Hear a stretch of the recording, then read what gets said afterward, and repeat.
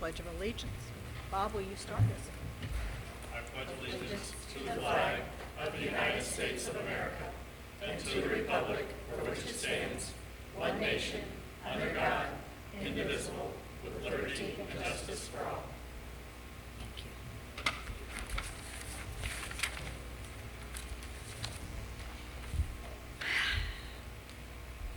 Welcome to the Board of Education meeting. The purpose of this meeting is to conduct the business of the district, hear reports about our progress, and listen to the community on important issues. We want to remind all of our visitors that we expect the audience to remain civil and respectful at all times as the board conducts its business. We appreciate your cooperation and that you took the time to attend tonight's meeting.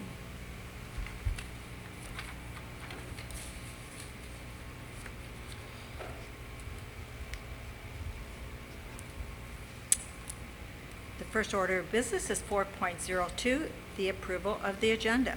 And the motion is to approve the agenda. So moved. Second. Any discussion? All in favor? Aye. Any opposed? The motion carries. 4.03.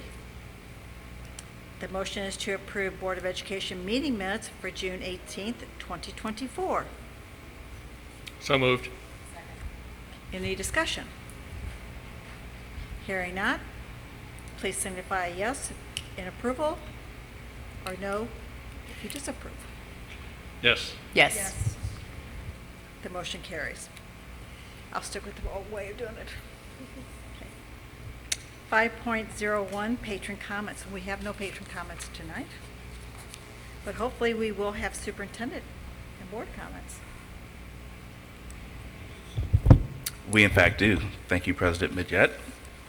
I would like to begin tonight by congratulating two of our Board of Education directors, Phil Milligan and Dr. Mara Voracek-Warren, for completing the Missouri School Boards Association new member training. This certification involved 18 and a half hours of training, both online and in person, that included sessions on topics such as student achievement, school law, finance, board policy, relations, operations, goal setting, strategic planning, advocacy, and communications. Missouri law requires that all school board members are to receive 18 and a half hours of training within their first 12 months of service. They have both clearly eclipsed that window as it relates to that window in terms of expectation. And the Missouri School Board Association program fulfills this requirement and provides the foundation for becoming an effective board member. So congratulations to both Phil and to Mara, and thank you for your continued service to the Rockwood School District. Let's give them a round of applause and have certificates for both of you. Take your time.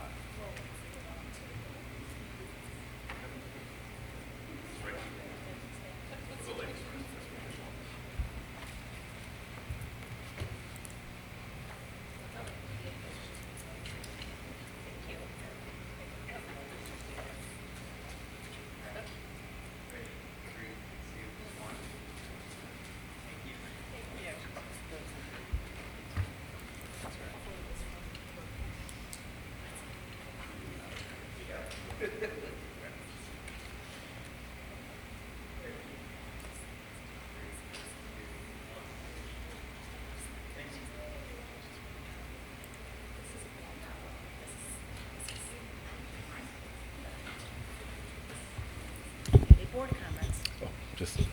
Just starting. Westridge Elementary School's fifth grade teacher, Molly Klintz, is one of 10 educators from the St. Louis region and 34 from across the state to be named a Regional Teacher of the Year. Education Plus and the St. Louis Regional Professional Development Center selected Molly as a Regional Teacher of the Year because of her excellence. And this makes her eligible to participate in the Missouri Department of Elementary and Secondary Education State Level Teacher of the Year program. Molly was named the Rockwood School District Teacher of the Year in May, and she and her fellow St. Louis Regional awardees will be honored on August 12th at a banquet. Congratulations to Molly, and thank you for being such a shining example of the quality educators that we have here in the Rockwood School District. Let's give Molly a round of applause. Alice Liu a 2024 Marquette High School graduate, is one of 4 students from across the nation,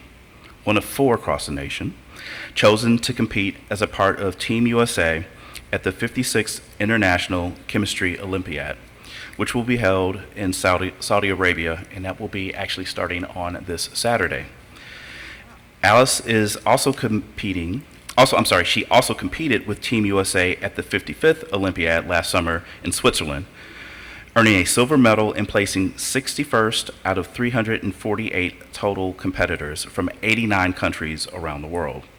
She is the only Rockwood School District student chosen to represent Team USA in its 40-year history with the ICHO, and only the 5th student from the state of Missouri. Alice's achievements are absolutely incredible, and we wish her good luck as she represents our country and the district on an international stage. Congratulations, Alice. The Rockwood School District saved nearly $1.73 million in energy costs since September of 2018. This is as a result of retro commissioning and control upgrade projects on our HVAC systems across the district. Retro commissioning is a process by which existing building systems are optimized to perform both effectively and efficiently as they possibly can. Rockwood has worked with the Fenton area-based automatic control equipment systems to perform these projects in 23 buildings across the district over the past 70 months. I want to thank Chris Friend, Bill Branson, and our entire facilities department for continuing to capitalize on ways in which we can keep our buildings up to date and running efficiently. Along those lines, I don't know if you remember this, but Tuesday, I don't think I saw the sun at all. There was a lot of rain that fell. A lot of rain that fell. And I want to take a moment to express my gratitude to our Rockwood staff members for going above and beyond during these very, very, very heavy rains.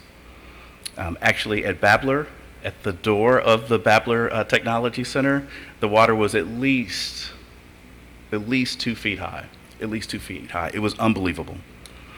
Our area was absolutely inundated with a large amount of precipitation in a very short period of time, and it led to instances of flash flooding not only at Babbler but other locations across the district. Our staff worked quickly.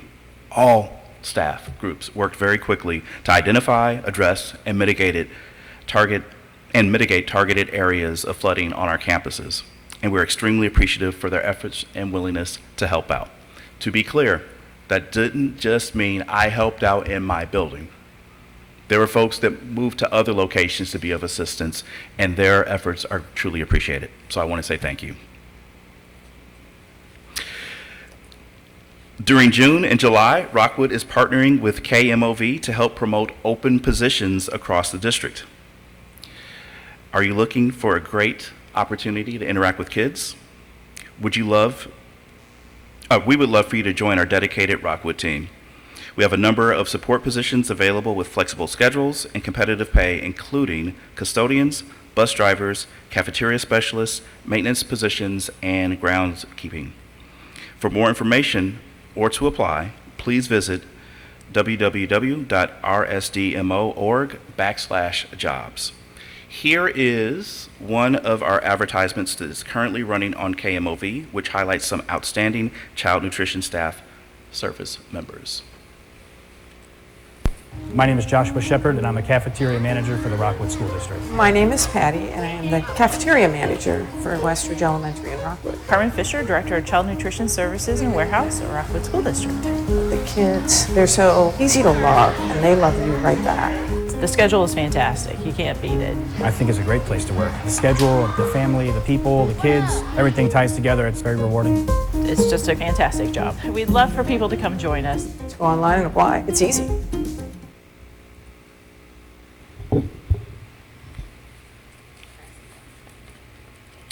Madam President, those are my comments for this evening. Thank you. They were wonderful. I'm sorry I jumped ahead. No worries. Any board comments this evening? I do. I had the opportunity with some of our other directors to attend the MSBA summit down at Branson, Missouri just recently, and just want to give some feedback. And I've got a piece that I want to hand out to the board members. We had a dynamic speaker that we had the opportunity, and when I first heard of her, I was thinking this is going to be a fluff piece, because she talked about the intergenerational gaps. And I was thinking, how does that apply to board members? And she really talked about how the different decades are different in how we perceive, how we receive information, how we communicate, how we function. And then she tied it together with how we as board members relate to each other from different generations, how we relate to staff that are in different generations, to our community that are different generations. It was most beneficial. I was very fortunate that we were able to attend, to dialogue with our colleagues and to talk about those kinds of things. And then we also attended the delegate session, which we were able to participate in voting on some new members, and attended I know that I attended specifically sessions on legislative issues and advocacy for our public education and how important it is that we understand what's happening in Jeff City and what we can do to have our voices heard. So thank you for the opportunity to attend. I just want to make sure that we are letting you know that we're always continuing to grow to support you in our Rockwood School District. I would just like to say I agree. I was very appreciative of the district for providing that opportunity. The legislative updates especially were eye-opening, not always in a good way, but we need to know the current reality in order to make the best decisions for the students of Rockwood, and I'm very appreciative that I had the opportunity to attend that. Thank you, Phil. Dr. Kane, because I know she will not toot her own horn, Mrs. LePack is missing tonight because she's coming home from a conference, and I believe she's coming home with some hardware for the communications department's great work. Do you mind sharing so that we can let the public know? Because she doesn't like to share and brag on herself much. I'm putting you on the spot a little bit, I know. Yes, David, which is why I'm going to. Well, I guess I can just project.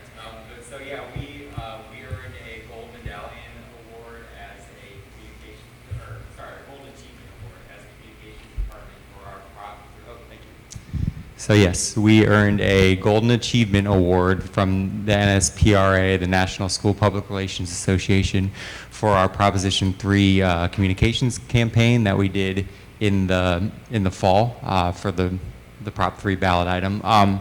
And so Mary was up there to collect that award and also to present to other public relations professionals across the nation about kind of the best practices we used and what worked well, what didn't work so well, things like that. So it was a pretty good showcase for us on a national stage, and we were grateful to have the opportunity.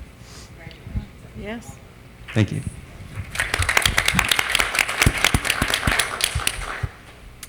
Any other comments? Oh, Yeah, two comments if I could. So first, to both Mary and David and your department, the KMOV advertisement there, I think that's exactly the right thing for you guys to be doing. I said that at previous meetings when you talked to us about your advertising campaign for the open positions, and I just want to reiterate that. That's kind of, I know why you got the gold award.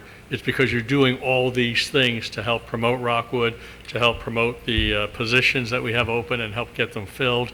And so on behalf of myself, I just want to say thank you very much for what you, Mary, and the whole department does. It's very much appreciated. I also did want to make a note to the audience as a whole that 2 weeks ago the governor vetoed about $1 billion worth of funding in the 2024-2025 state budget.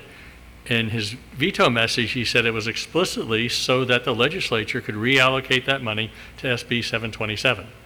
So we'll see if the legislature actually does that or not.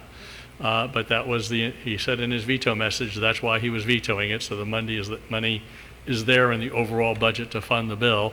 So if any of you want to see us fund those things that were put in the education package this summer by the legislature, now would be the time to talk to your representatives. okay.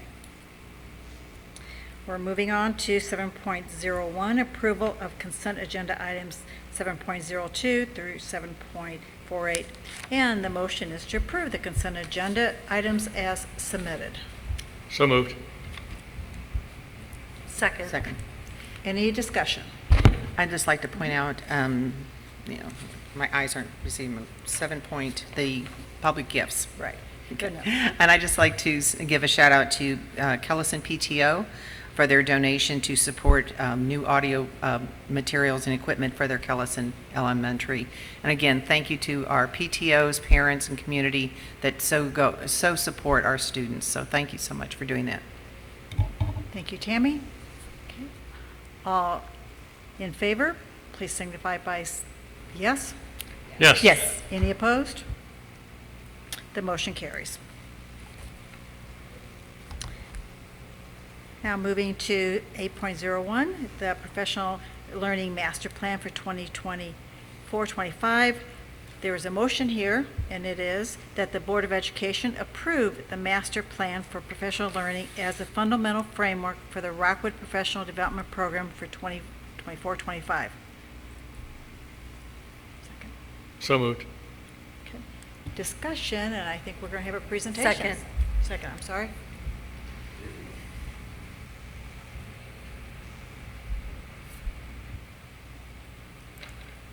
Thank you.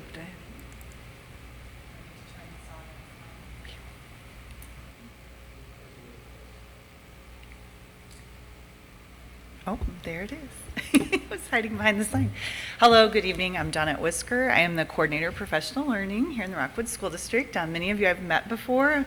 This is done this presentation a couple times, but I'm excited about some new things we have to share. I know we have some new faces, so we'll kind of move quickly through the presentation, and please let me know if you have any questions.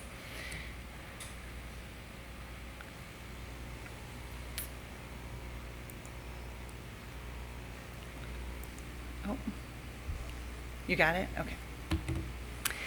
So we always like to start with our professional learning mission, and so this was developed by the Professional Learning Committee several years ago, and just again aligns with those things that we believe, and these align with both the national standards and our state standards. So just that we want professional learning that's comprehensive and ongoing, and we know that that helps us improve our school and leads to student success.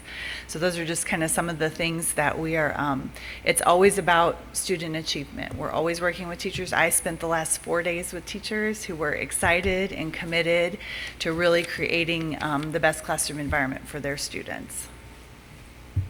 So we also align to the Missouri Professional Learning Guidelines. And so some of the things that Missouri says we want to know about professional learning is that it is related directly to the CSIP. So we always make sure that as we're presenting learning for teachers, it aligns to our CSIP. It's also aligned to those vision and goals you saw earlier. We look at the data. We work very closely with our data department on identifying learning needs. We also work very closely with the curriculum department. It's what we call our cross team, so that includes instructional technology specialists, data analysts, curriculum coordinators, coaches, always all working together to really meet all of these various needs. So we want to make sure that we're really looking to lead to improvement in teaching practice and improve student performance.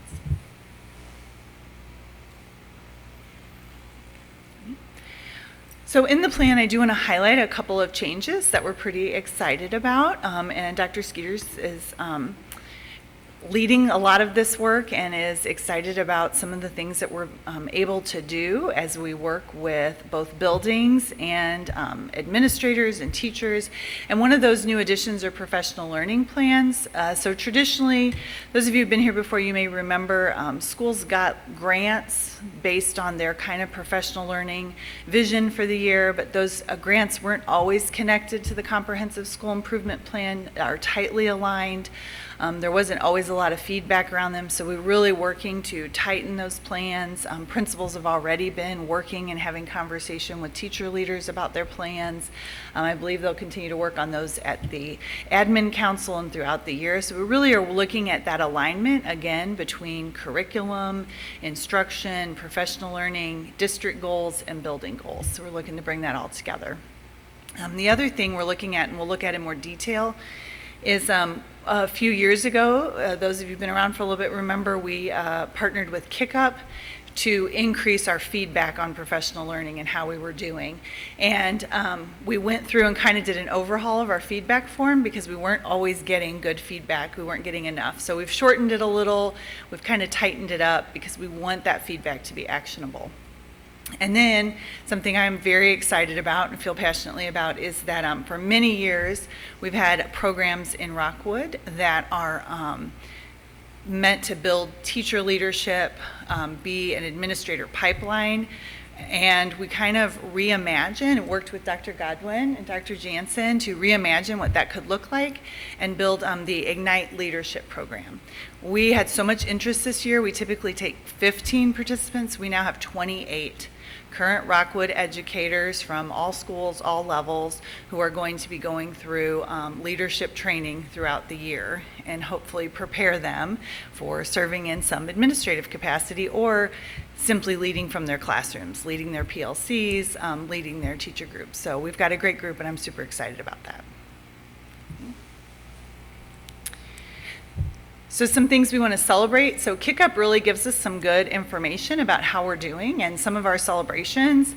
84% of people who participated in professional learning found the content to be relevant. So as you can see, we really do have the majority of teachers who are participating finding the information to be relevant to them. They find 87% find it engaging, and then 90% of participants are likely or extremely likely to implement their learning with students. And that to me is really the powerful number. I always say when I lead professional learning that if it doesn't leave this room and it doesn't make it back to your classroom, then it's not having the impact that I want it to have.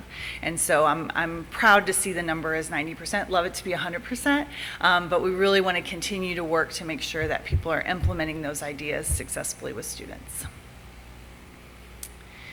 So these are exciting numbers too. So we had 795 total learning events from July of 2023 through June of 2024. So it was 795 opportunities for teachers to improve their practice, to work with their curriculum, to learn new things. So I think that's pretty amazing, considering especially the time that we have to be able to do that. We also have over 13,000 total number of confirmed participants. So, that means multiple people participated in professional learning multiple times. So that's pretty exciting. And then when you look at that number for the total number of learning hours logged in the 23-24 school year, that's a lot of hours of learning and hard work that our teachers are putting in to provide the best environment for students. So I think those are pretty exciting numbers. So one of the things the master plan addresses, and one of the things that we've talked about before, a few years ago, we implemented micro-credentials. And so just to kind of give an overview of that, because I know people are always asking how many of those opportunities do we have. So there were 55 total opportunities to earn micro-credentials in the 23-24 year. And so 47 of those opportunities were to earn one, and then there were 8 to earn 2 micro-credentials. And I would say probably many of those occur during the summer, but we do offer opportunities. We have teachers who participate in the evening in what we call PD in your PJs, so it happens after school hours. We also have people who participate asynchronously in options. We really try to meet the needs of as many teachers as we can. Again, the next column just talks to you about total number of registrations. So we have a lot of people who sign up for these events and participate in them. And then we have 957 total number of completed micro-credential events. So just meaning that we had 957 micro-credentials earned by teachers throughout the course of last year.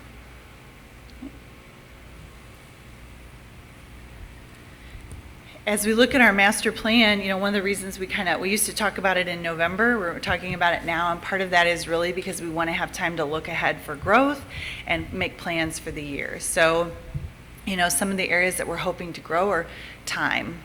That's one thing I think all of us, no matter our profession or our field, we always need more time. And if you remember back to our mission statement, high quality professional learning is ongoing, job embedded, and so finding time throughout the year. And in the summer, the required contract days, which are going on right now. Like I said, I participated in 4 of those days this week. Continuous learning, again, making sure that it's ongoing. One of the ways we're kind of being creative about doing that is, for instance, we had a really great summer book study. Teachers were interested, but they want more, and so we're going to do some of that cohort learning. Again, they want to come after school via Google Meet in order to participate in continued learning. So, and then just, again, some numbers feedback. We had all those confirmed participants. We had small, when you look at the numbers, only 2,180 people submitted feedback forms. We'd love to believe that's because they were all super happy with their PD and they didn't have anything to share, but we want to increase that number. We can only get better if we have the information that we need. So, PD day attendance, just some kind of numbers overall. On the PD days during the school year last year, we were looking at, I believe the total 306 absences is over the course of the 2 days, kind of both, and then 206 on November 9th and 166 on February 9th. And then, the other area for growth that we're looking at is connecting that learning, which I think we're trying to address with the PD plan, but really supporting building improvement goals by providing the professional learning support that's needed. Okay. So this kind of just leads you to some of our areas of focus. Like I said, we're working with schools, we're working with our cross team to identify creative options and opportunities for professional learning to occur. Like I said, we've already got some PD in your PJs scheduled. We have some cohorts, teacher-led cohorts that are being put together. Been working with administrators about how to use time within their buildings to lead out PD. So just really continuing to be creative about addressing that problem. And then feedback, we shortened the form. We're really sharing the why. Communicating, Kickup has a feature with a confirmation code. We're using that in the session so that people have time to fill out the feedback form. That's working well. We're getting some good feedback this summer so far. And then again, connecting that learning. So those professional learning plans tied with the building school improvement plans. And then that way we also know what learning we can support. I had the opportunity just last week to work with LaSalle Springs Middle School, its building leadership team, as they're building their plan for next year, and that's very exciting. So, okay. Questions? I do, and make a comment. First of all, we offer so much in Rockwood for our teachers. Thank you for instrumental in putting so much of that together, especially when you talk about being job embedded and meeting their needs for their classroom needs and for their individual growth. I do have a question on 2 questions. One is, in the Ignite program, I want to be clear that it's not just a step up to administration, but it's true leadership at whatever level they choose to be. Isn't that the focus? I just want to be sure we're clear. Yeah, so it used to be 2 programs. We had an Ignite Administrator and Ignite Educator, but like so many fields, education is diversifying, it's growing, we really felt like that focus on leadership. We also found that there were some people who were entering and they weren't really sure what direction they wanted to go. So by just focusing on building leadership skills, even if they didn't pursue an administrative role, they could really impact their school with those leadership skills. It's important that we have school leaders Absolutely. Within our teaching staff. So that's the first comment. So thank you for clarifying that. And the other is on slide 8, if you could look at that. Help me understand, there were 1,300 that registered, but only 957 complete. Why that gap? So a couple reasons for the gap. One, some people go in and start and then just don't finish. They don't follow through. Yeah. So because there are extra, and I think there was a question about that, there are additional requirements beyond just attending the event. And so sometimes people just don't finish. We follow up, we try. But also there's that discrepancy in the number because we offer events like the conference today. We had attendees, but out of the 56, 57 people who were there, I would say 10 of them will pursue a micro-credential. So while there were so many signed up for the event, so when Kick-Up pulls those numbers, you have, their people were registered, but they don't have to get a micro-credential. Does that make sense? So the whole thing was registered as a micro-credential So it was offered. learning? Yeah, so we Okay. keep track of here's how many opportunities we offer, Okay. but you don't have to take the opportunity if you don't need it. Because we have teachers who've already achieved their plus 15, plus 30. They want the learning, they don't need the micro-credential. Right, that helps me understand why there was the gap. I just wanted, if Yeah. there was something we weren't, that we weren't providing that would help them complete it, we'd Yeah. certainly want to look at that to say, Yes. why are they not completing it? But you've given a good explanation as to why that could occur. Yeah, and many people, we offer extensions, we offer people opportunities. We're supportive in that way. A lot of it is because, like I said, our event today, you know, we get that number of here's how many people participated in the event, but not everyone needs or wants the micro-credential. You're welcome. For those of us new to the party, Yeah. would you just kind of talk about micro-credentials and what those are? Yeah. So a couple years ago, we worked in conjunction with HR because we were noticing a couple of trends. One, there were a large number of requests for tuition reimbursement, and we were exceeding that budget every year. And then in addition to that, we were finding that sometimes people were taking a lot of courses that were unrelated to the Comprehensive School Improvement Plan. At the same time, I had had an opportunity, Dr. Renee Trocher, at that time the Director of Professional Learning, had had some opportunities to talk to others about micro-credentials. And they're, you know, becoming a lot more popular in other areas. And it allowed us to offer teachers opportunities that were aligned to our district school improvement plan without paying a separate entity. So the way it often worked in the past was I would do all the work, I would score, I would create the course materials, I would create the syllabus, I would score all of the work, and then they would give all their money to Lindenwood or to another university. And then, you know, they weren't always connected. We didn't have, you know, it just added a lot of layers. And so we went towards micro-credentials, which are, you know, just based on learning, the competencies are aligned with our district plans, and then they earn those micro-credentials and they count on their transcript just like a college credit would towards their plus 15 or plus 30. Okay. You're welcome. A couple of questions and comments if I could. So just to clarify, so both Tammy and Phil stole some of my thunder, so I'll get back at you later. But on the micro-credentials, so just to clarify, to make sure I'm correct in my thinking, they count towards their plus 15, plus 30 in our district, but they would not be transferable if a teacher left our district, so they're not part of the overall salary structure of the Yes. state. Now, I will say that some other districts accept continuing education credits or things like Right. that. It would depend upon the district they were. There's no guarantee like Right. a college credit. And we're very upfront about that. They have to fill out a form when they sign up for the micro-credential, and we let them know that that's the case. But we do Kick-Up. One of the things we liked about Kick-Up is it creates a transcript. And so it transcripts everything. Just yesterday, in fact, I produced a transcript for a former teacher. It transcripts all the PD they've participated in. It keeps track of any micro-credentials that they've completed. And so they can submit that transcript to their new district, and maybe that district would, you know, accept it or not. But yeah, that is one of, but we're also hopeful that that will encourage people to stay with us here in Rockwood, because we want to keep them. That's kind of where I was going with that. But yes, we understand sometimes, you know, you have to move, and they can always access that transcript and take it with them. Okay. To follow up, though, on some of the data you gave us, the absentee rate, just doing some very simple math, that seems to be about a 15% absentee rate for those two events.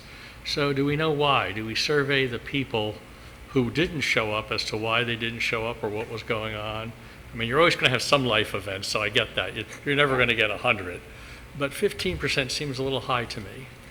Yeah, and I don't, you know, that's, we get those numbers from human resources and don't really, we've never polled teachers or asked them, you know, why they aren't coming. You know, anecdotally, many of them have appointments, childcare issues, things like that. But, we don't have information on specifically why they're not coming on those days. Yeah, so when we say 90% of our teachers are using it, that's 90% of the people who showed up, which was only 85% to start with.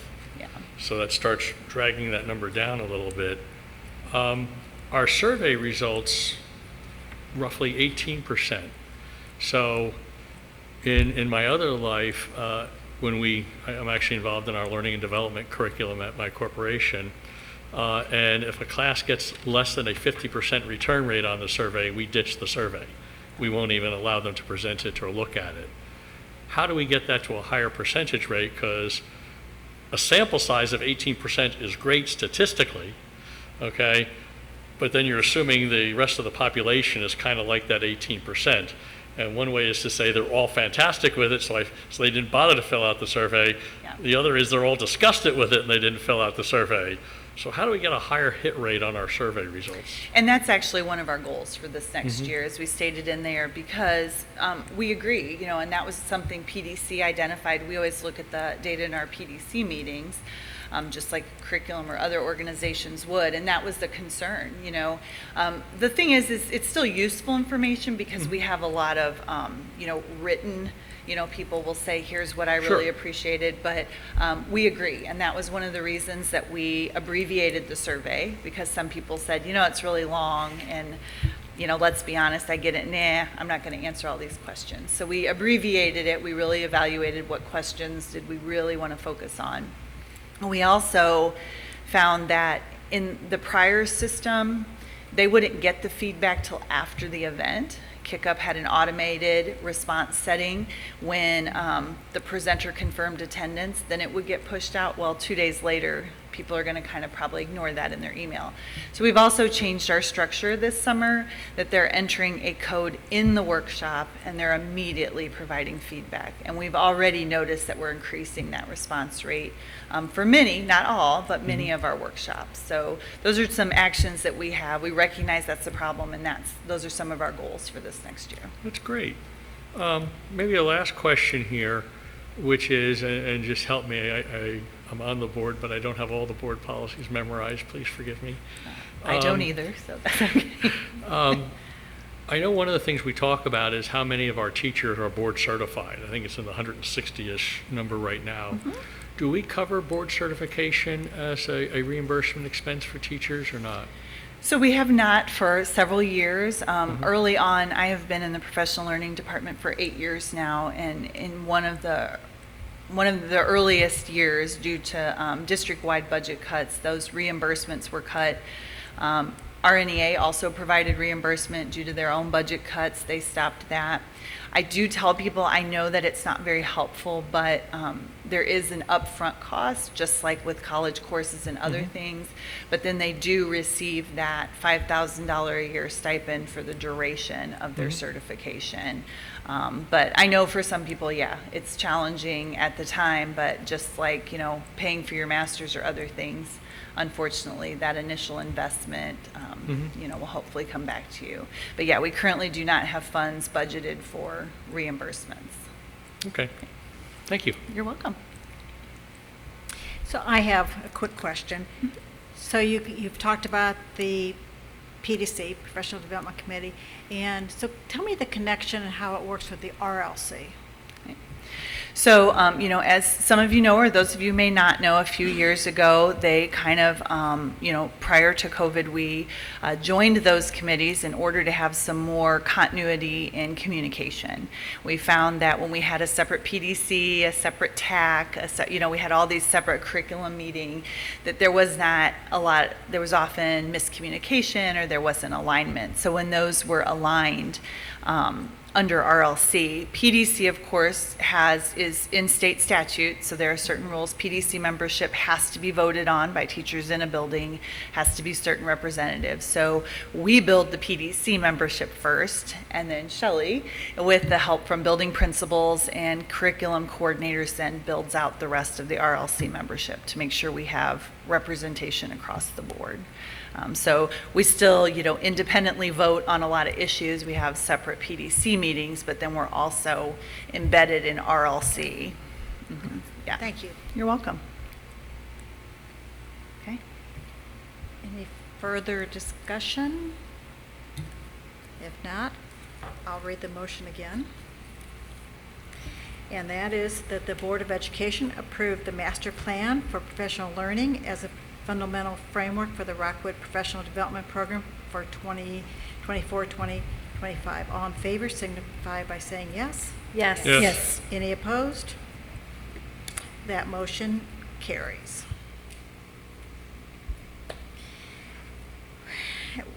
We're at 8.02, and we're going to talk about the Advocacy Committee. And Dr. Kane is going to lead the discussion, and this is discussion only. Thank you, President Vidyet. So actually, the Board of Education first had this thought about this the Advocacy Committee back in the spring. And it feels as though, as we just had some commentary about legislation, ultimately what that impact looks like at your MSBA trainings themselves. If you look at board policy, it's 0340. It is actually the Code of Ethics for the Board of Education. It especially and explicitly calls out two pieces that I want to read. It's on the second page of the policy under the section that denotes, in addition, members of the Board of Education will, Statement 5 states, make every effort to keep all citizens informed about the quality conditions of public school education in the district. And specifically, number 6 talks about initiate and implement all efforts to secure adequate financial support for the district. Increasingly, we are seeing legislation, whether it's Senate Bill 190, whether it's Senate Bill 727, that are absolutely having fiscal impact on the school district. And so these legislative efforts, coupled with the need to inform our community of what's going on, further reinforce the need for the board to move forward with the work of understanding what advocacy should and should not look like in our district, specifically officially by the Board of Education. There are some bright lines. I've said this before. I said it in the spring, and I will reiterate. It's really important that there are some lines that I would suggest that you do not cross. But when it comes to finances and specifically what that means, that has a direct impact on every single associated effort that we have as a school district, whether it is an issue of maintenance, it's an issue of technology, it's an issue of curriculum, an issue of instruction, of human resources, whatever facet of our work that we look at all ties back to dollars themselves. And so it makes all the sense in the world that we do this. But there are some more political and politically charged areas that I would strongly, strongly urge the Board of Education to steer clear of and let those processes be whatever they happen to be. And we just continue to work to move forward. But there is space, legitimate justification for us to have that, for the board to have an advocacy committee. I think it's now time for that committee to begin its work. And so I just wanted to add those comments as you engage in this conversation. I know the next agenda item will speak to other committees of the Board of Education, but it feels as though the time is quite ripe for this advocacy committee to come forward and begin at least its formation. And we can talk timeline of when the real work in so many ways will begin. Any further discussion? Well, I just like to throw out, I think the need for something like this, I agree completely with Dr. Kane. There's a lot that goes on in the legislature, and sometimes you don't read it until the bill's already been passed. Okay, so staying abreast with what the legislature's doing, but also then translating that to what that means to Rockwood, I think is very important. You know, I'll take teachers' minimum salary that was in the last bill that was passed. Well, we're well ahead of the minimum salary structure, so that part is not as impactful to us. But capping the real estate tax, which is really great when you're my age, but really impactful potentially to our budget, is stuff that you want to make sure, whether you're for or against the initiative, that at least we have an informed constituency who knows what the impact of that legislation is. So I'm all in favor of us going forward with some kind of mechanism to keep the community informed. And I just want to reiterate. Bob, a word that you use that is most critical is informed. Mm-hmm. And that the purpose of, as I see it, The purpose of this committee is not to necessarily take major actions, but to inform our community of what is happening that will affect public education, that is dear to our hearts. And so that's the key, that word informed. And there's so much that happens when you take 727 that started out at like 23 pages and wound up be 194 pages of legislation. There's so much embedded in there that we need to be aware of. So that's a key piece. Thanks for bringing that out. I'm a strong advocate that, to use that word over twice, strong advocate that we need to be strong as ourselves understanding it, and as you said, put it into terms that we can use and facilitate our constituents understanding what that all means to impact our students. And I believe our connection and our work with MSBA will help guide some of the work as well, plus some of our other organizations that we have access in the St. Louis area. So, And I also think that there's staff members that are not educated and informed about these bills as well. So it's not just the people that are voting, it's our staff members as well that can write letters to their legislators and senators as well. So I think the information piece will be huge. Just a thought, our meeting schedule typically is twice a month. That is a timely, I think, clip kind of cadence when it comes to the number of meetings that we have, especially in the spring. Things go from very quiet in October and November to, by the time you're in February, things can be hopping and moving very, very quickly. So I'm not sure what that reporting mechanism potentially looks like. I do wonder if there's a space under superintendent and Board of Education comment period where something could happen as relates to reporting out to our community. I know we can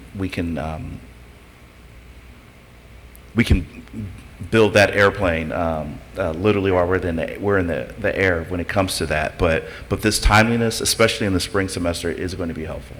Can I make a suggestion that you also add it to the President's Forum agenda?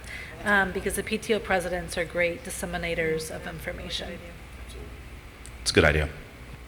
So just as we get regular reports from the COPE committee, I am assuming that we will get regular reports from the Advocacy committee. Just in my mind, it does make some sense that we do that, yes. Any other discussion? Just one last piece. Fiscal impact and fiscal notes can sometimes actually trail legislation. Somehow we'll have to, Cindy, if it feels like you're being maybe assigned, somehow we'll have to find a mechanism so that, to the best of our ability, which is sometimes easier said than done with some of the pieces of legislation, we can have specific understanding of what that fiscal impact looks like. As we're building a budget, it's been mentioned multiple times over the course of our last school years / fiscal year's budget. There's almost just been this caveat of subject to impact of legislative, right, changes and things of that nature. And so that's always this cloud that's hanging over our heads. And again, it has a direct impact, so it absolutely needs to be included as well. So there we are. Okay, well, that leads us to our next item, 8.03, Board of Education Committee Assignments. And I asked for this to be put on the agenda because when we had a reorganization meeting in April, at that point in time, our board member, Jessica Clark, indicated that her life was busy and she wasn't going to participate in any committees. And so we had that assumption, so the remaining directors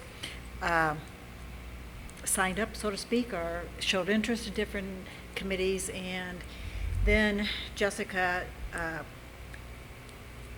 resigned, and so we are now fortunate to have Mara with us, and I thought it would be a good opportunity just to kind of rethink the committees or see if there's any changes or anything, and to ensure that Mara has an opportunity to bring her skills or expertise to our board through committee work.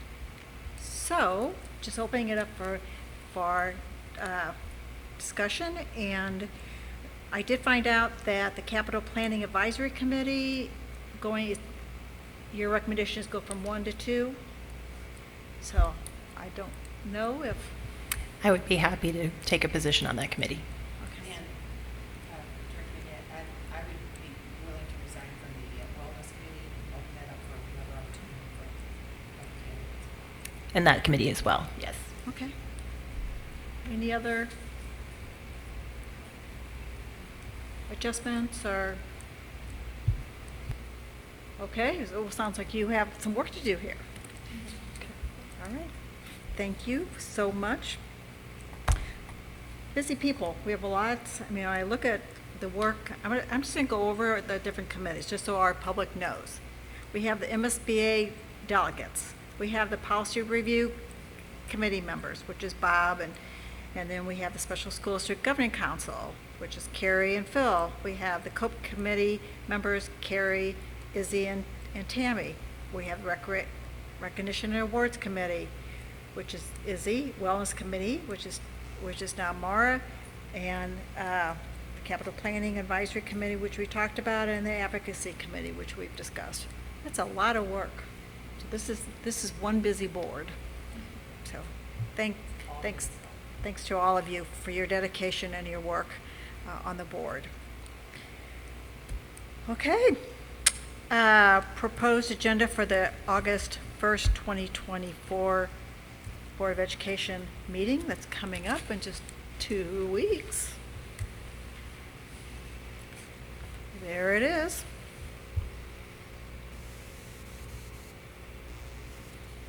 And please take a look at future agenda presentations and events to attend. We get invitations from Janet a lot, and we have a wonderful calendar. And we also have our new compiled list of all the opportunities that we have, and so yeah, keep informed. Just a thought as we're doing the presentation, I would love to come, if my personal schedule allows, to one of the Ignite meetings. I think it would be fun just to see the up-and-coming leaders of the district. So I know you might not want us at all of them, but if there's a way to even be there to celebrate the work that they do at the end of the year, I would love the opportunity to maybe pop in, not for the whole thing, but Yeah. So put that on the calendar. Madam President, just a reminder to our students that I'm sure we can't tune in live because this is this will post on tomorrow, but as of tomorrow, we'll have just 1 month before the school year starts, so just a reminder. The wailing and gnashing of teeth has now been heard. The audience was quiet the entire meeting until that comment, so that was fascinating.